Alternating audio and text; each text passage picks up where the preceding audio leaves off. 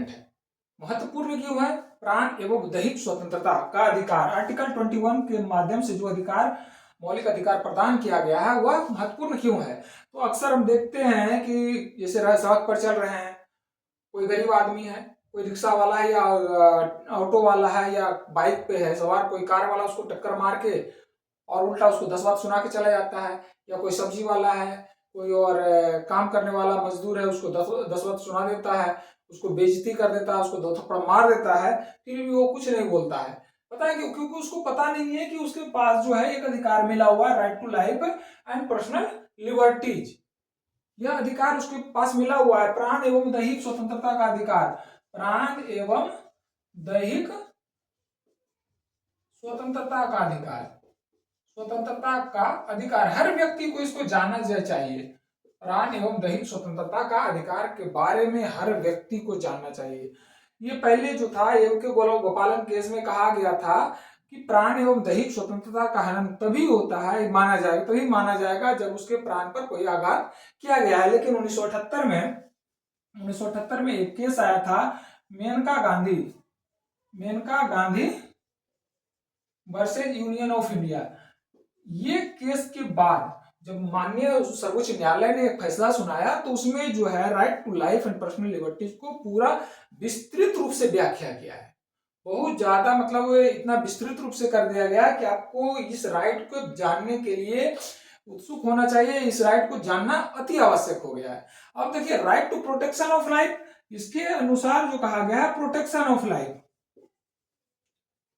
Protection of life, life के आपकी सुरक्षा का अधिकार जो है दिया गया है, प्राण के रक्षा का अधिकार आपको दिया गया है आर्टिकल 21 में कि आप अपने प्राण का रक्षा सेल्फ डिफेंस में, कि अगर कोई मारने आता है तो सेल्फ डिफेंस शब्द यहीं से पैदा हुआ। सेल्फ डिफेंस में आप उसको मार सकते हैं, आपका जो अधिकार है कि आप अपने बचाव कर सकते हैं, आप अपना प्राण की रक्षा कर सकते हैं। इसके बाद जो है सब बहुत इंपॉर्टेंट है, ये पहले भी था, right to live with dignity, with dignity.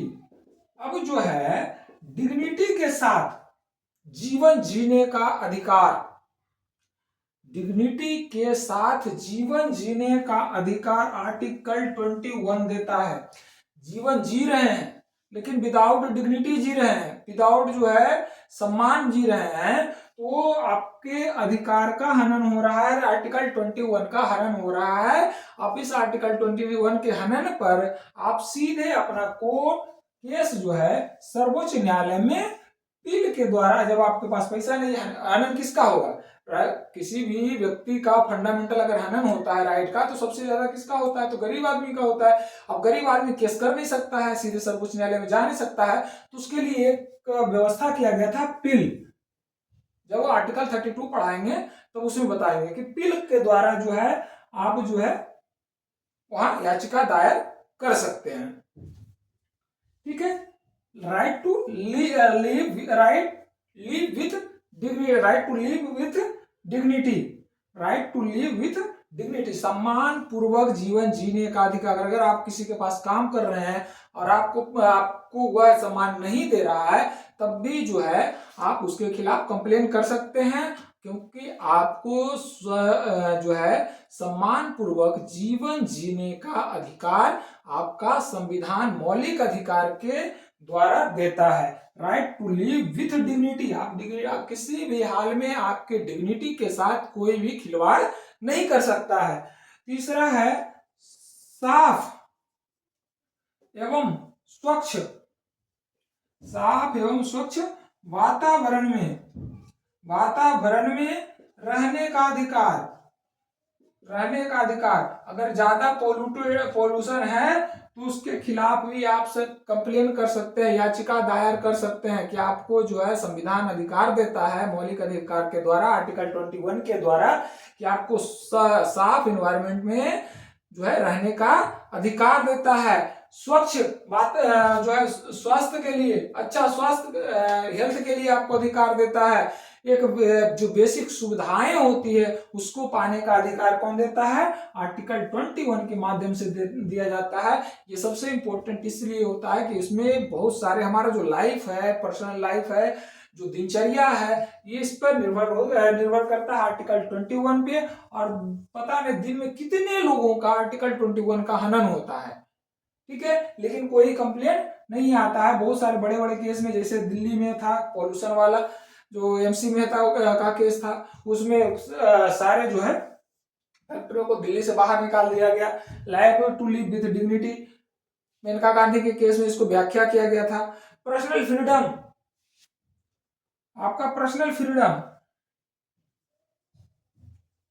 Freedom का, अब आपको कोई जो है, आप किसी के पास काम कर रहे हैं तो आपका काम का घंटे का निर्धारित होता है कि आपको जबरदस्ती नहीं है कि आप 6 बजे से आओगे 12 बजे तक आप करोगे। आपके काम के घंटे का निर्धारण किया गया है कि आप 8 घंटे से ज्यादा नहीं करेंगे ड्यूटी। अगर आप 8 घंटे से ज्यादा ड्यूटी करते हैं तो उसको ओवर टाइम दिया जाता है। तो इस तरह से ड्यूटी का निर्धारण किया जाता है और आपको जबरदस्ती कोई करा नहीं सकता है, क्योंकि आपको जो है कहीं ना कहीं अगर वो कराएगा तो आपकी डिग्निटी के साथ आपके खिलवाड़ करेगा, आपकी डिग्निटी का हनन होगा।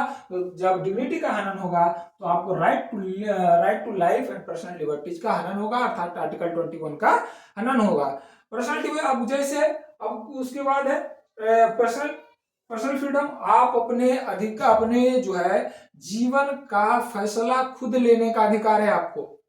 आपके जीवन का फैसला खुद लेने का अधिकार है, जैसे कहाँ रहना है, क्या खाना है, क्या क्या काम करना है, किससे मिलना जुलना है, ये आपको कौन सा अधिकार देता है? पर्सनल फ्रीडम के तहत दिया जाता है, जिसका वर्णन आर्टिकल 21 में किया गया है। आर्टिकल 21 के निहित है, जिसे कहा जाता है प्राण एवं दैहिक स्वतंत्रता का अधिकार।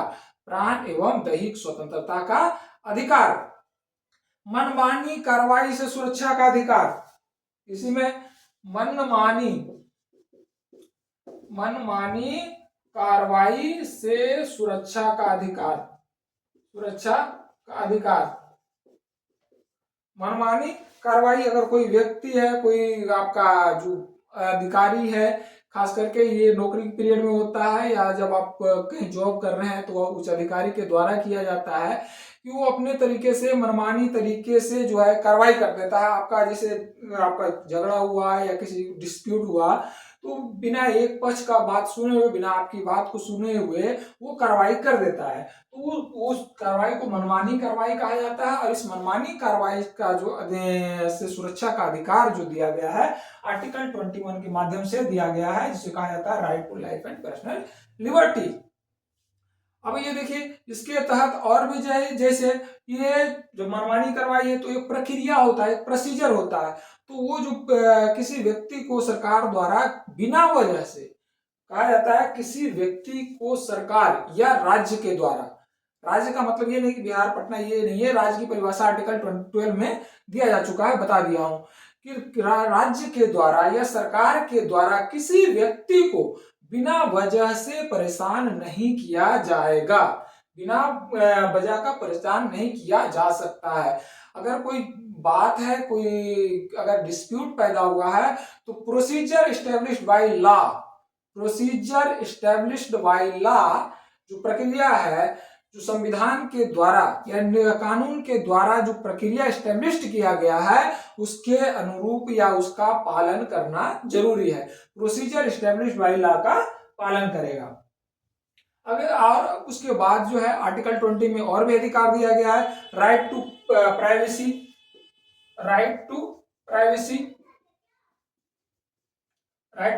का अधिकार दिया गया है। राइट टू प्राइवेसी के अधिकार के अंतर्गत आपका फोन टैपिंग का जो है, आपका अगर फोन टैपिंग किया जाता है, आपका कॉल रिकॉर्ड किया जाता है तो ये आपका आर्टिकल 21 का हनन होगा। ये जो है right to life and personal liberties का हनन होगा, अर्थात जो है आपके फोन टैपिंग की सुरक्षा या फोन टैपिंग ना हो, इसका अधिकार कौन सा देता है? आर्टिकल 21 देता। Article 21 is most important article of my life या एवरीबॉडी लाइफ। हर व्यक्ति के लिए जो है आर्टिकल 21 महत्वपूर्ण है। आर्टिकल 21 राइट टू एजुकेशन, शिक्षा का अधिकार, राइट टू एजुकेशन। और एजुकेशन इसके तहत जो है प्राइमरी शिक्षा भी लागू किया गया, जिसको कहा जाता है आंगनबाड़ी केंद्र, वो भी फ्री में किया गया। कक्षा 1 से 10 तक, जब तक कि आप 14 वर्ष से आयु करना हो, 10th तक पास ना कर गया हो, तब भी जो है आपको शिक्षा का आप शिक्षा फ्री दिया जाएगा सरकार के द्वारा, आपको फ्री में शिक्षा मुहैया कराया जाएगा, आपको कोई चार्ज नहीं लिया जाएगा। इसके अलावा जो है एजुकेशन में आपको गर्ल्स हैं, तरह तरह के स्कीमें लागू होती है, तरह तरह के जो है योजनाएं चलाई जाती है इस एजुकेशन के लिए। उसके बाद इसको जो है फंडामेंटल राइट्स में डाल दिया गया है, राइट टू एजुकेशन का, कि आपको शिक्षा का अधिकार है। राइट टू क्लीन एनवायरमेंट यानी स्वच्छ वातावरण का अधिकार आपको दिया गया है, कि आपको जो है स्वच्छ वातावरण में रहने का अधिकार प्रदान किया गया है। तो मोस्ट इंपोर्टेंट है आवर लाइफ के लिए आर्टिकल 21। तो हर व्यक्ति को आर्टिकल 21 के बारे में जानना चाहिए।